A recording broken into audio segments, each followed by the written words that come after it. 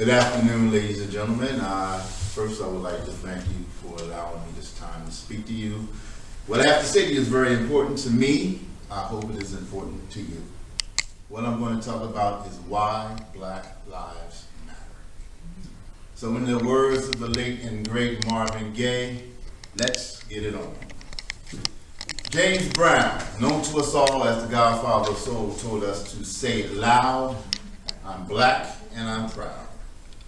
The Queen of Soul, Aretha Franklin, told her man, I don't care what you do out on the street, but when you come into my home, you give me my R-E-S-P-E-C-T. You give me my respect.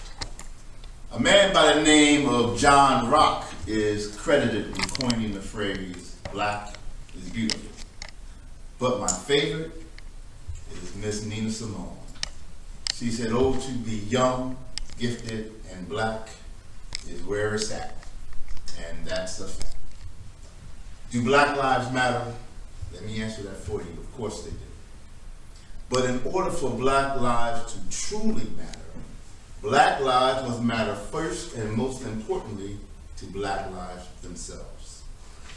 The Black Lives Matter movement was formed in the year 2012 after a man named George Zimmerman was acquitted of murdering an unarmed 17-year-old black boy named Trayvon Martin.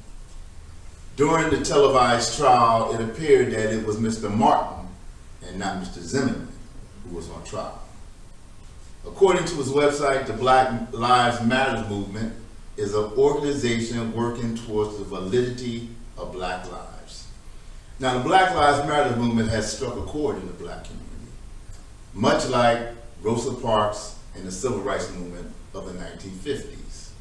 In fact, Time magazine ranked the Black Lives Matter movement number 4 in its annual Person of the Year rankings, right behind the leader of ISIS and Donald Trump.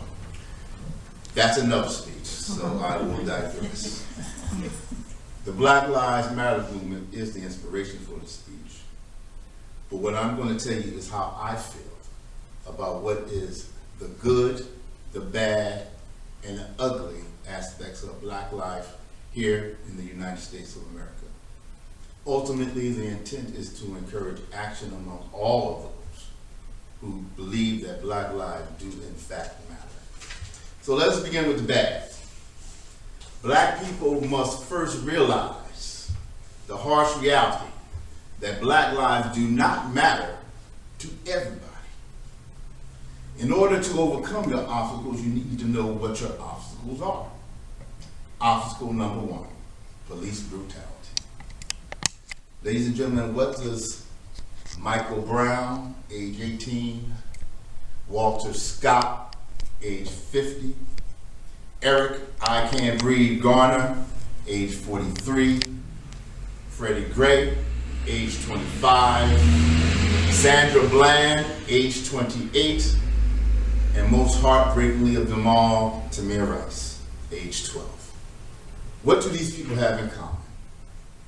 They all died at the hands of or while in the custody of the police, whose sworn oath is to serve and protect. Now, some of us in the black community can take that oath as a license to kill. In the year 2015, there was 102 murders of unarmed black men, women, and children, more than any other race in this country, yet blacks only account for only 13%. Now, of the 102 murders, only 9 resulted in charges being brought against the police. Obstacle number 2, the incarceration of the black man. We are all familiar with the term, crime does not pay, and if you do the crime, you must do the time. Well, black man, you cannot do the crime because you will do the time, and not only will you do the time, your time will be much more severe than your white counterparts who commit the same crimes. As of 2013, there's an estimated 745,000 black men incarcerated in state and federal prisons in these United States of America. That is more than the entire prison populations of Argentina, Finland, Germany, India, Israel, Japan, and England combined. Black man, if you don't do the crime, you will not do the time. Obstacle number 3, unemployment. How can a black man adequately take care of his family if he's the last one hired and the first one fired? Unemployment in this country stands currently at 4.9%. White unemployment rate is 4.7, Latino 6.7, Asian 4.1, and the unemployment rate for Black America is 10.2%. Now, when you factor in the unemployment rate of Black youth, we are talking about a whopping 40% unemployment. School closings. When you close schools in Black neighborhoods, you force these Black children to go into other neighborhoods to equally inefficient schools. This, in my opinion, will lead to an increase in the absenteeism rate, an increase in the dropout rate, an increase in the rate of Black youth unemployment, and sadly, I do believe that it will lead to an increase in crime, in particularly Black on Black crime. What better way to stop the forward progress of a people than to halt this education process? Number 5, media stereotypes. Believe half of what you see and none of what you hear. The media will present to you a false image of Black life. For instance, while growing up, there was 2 faces of welfare. The first face was an overweight Black woman with a rag tied around her head, wearing a house coat, trying to deal with a bunch of unruly kids with no father in sight.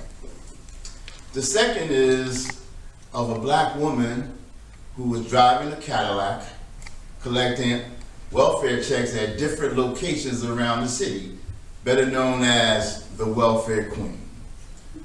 This is false. Actually, the vast majority of welfare recipients are white.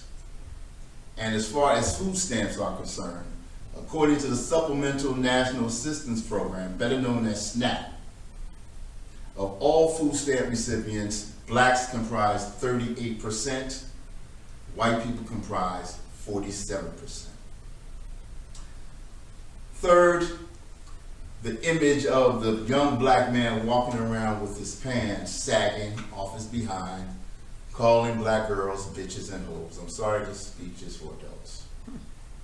Now, while we have all seen this image, and we can't deny it, where is the image of the educated young Black child going to school, getting good grades, going to college, and particularly historically Black colleges and universities, graduating and coming back and making a contribution to his community? You don't see it. I believe that's enough bad, so let's now deal with the ugly. Michael Jackson said to look at the man in the mirror. Black people, we must look at ourselves in the mirror and take full responsibility for our huge part that we play in the destruction of Black lives. Beginning with Black on Black crime. In the year 2012, Black people accounted for 49% of all murder victims in this country. Of those murder victims, 93% were murdered by another Black person. A Black person is likely to rob another Black person. Black people, this is not a police brutality problem. This is not a racism problem. This is a Black problem. Black people, look at the man in the mirror. Number 2, drug addiction.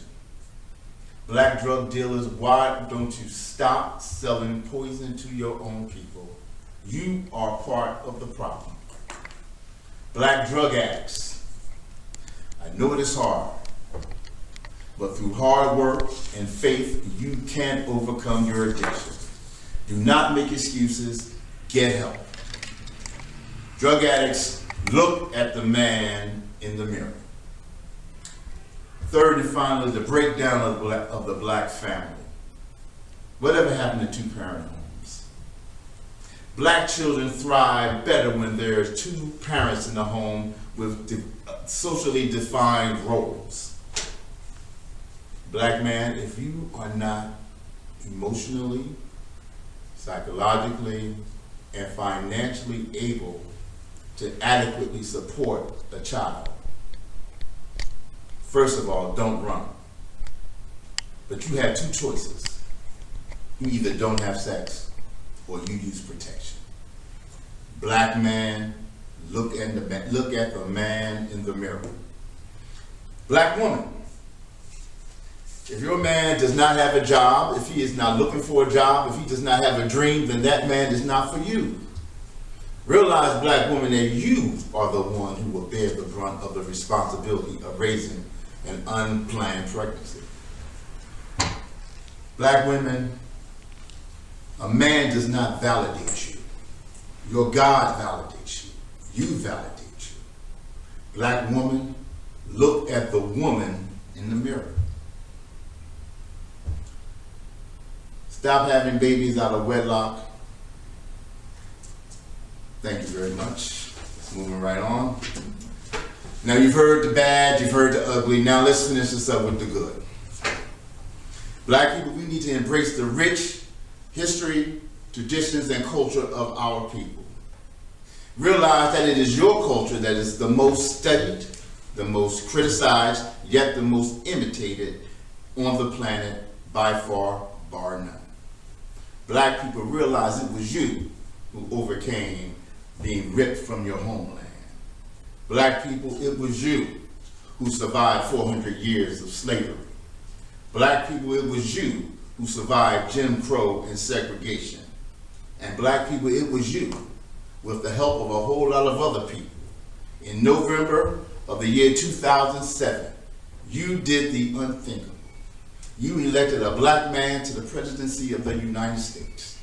Black people, if you can do that, you can do anything. Black people, you need to recommit to education, and not just in the month of February. Black people, we need more black role models, specifically more black teachers. Just the mere sight of a black man and a black woman in the teacher's role is inspiration to that black child living hopelessly in the projects. Marcus Garvey said, the disorganization amongst black people is its number one enemy. Why not revisit the strategies that proved so successful in the 60s? For instance, the nonviolent protests and sit-ins of the Southern Christian Leadership Council, led by Dr. Martin Luther King, or the separatist discipline approach of the Nation of Islam, led by Malcolm X, or the in-your-face militant stance of the Black Panther Party, led by Huey B. Newton, or the traditional organizational style of the NAACP with Mr. Julian Bond. Now, while these organizations have different philosophies, the one core principle is the same. That is the unification of black people. Finally, we need to recruit the involvement of established black organizations. Black fraternities and sororities, you have benefited from the American dream. It is time for you to step up and give back. The Black Lives Matter movement, you have struck a chord. Good job. Now it's time to take it to the next level. And most important of all, the one who has stood the test of time, the one who has the most money, the one who has the furthest reach, I'm referring to the black church. You have done well, but we need you now more than we ever did need you. Ladies and gentlemen, I have covered what I consider to be the bad, the ugly, and the good aspects of black life. Now I'm going to conclude this speech by quoting the late, great Whitney Houston. She said, "Learning to love yourself is the greatest love of all." Black people, we must love and celebrate each other first before we seek acceptance and approval from others. Case in point, this year's so-called Oscar snubs of black actors. Ms. Jada Pinkett, I'm very sorry that your husband Will Smith did not get an Oscar nomination for his part in the movie Concussion. But he did get nominated for the movie Ali, and he did get nominated for the movie The Pursuit of Happiness. Spike Lee, you have long been a critic of the Academy Awards, yet you are to receive the Lifetime Achievement Award this year, and you are not going. You need to learn how to pick your battles. You cannot get an Oscar nomination every time out of the box. Also, what is wrong with the NAACP Image Award? What is wrong with the BET Award?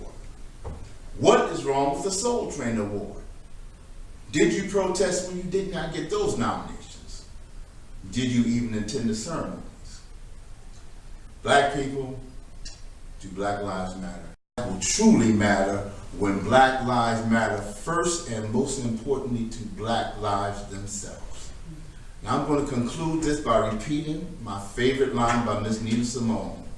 Oh, to be young, gifted, and Black is where it's at. And that is a fact. Thank you very much for your time, ladies.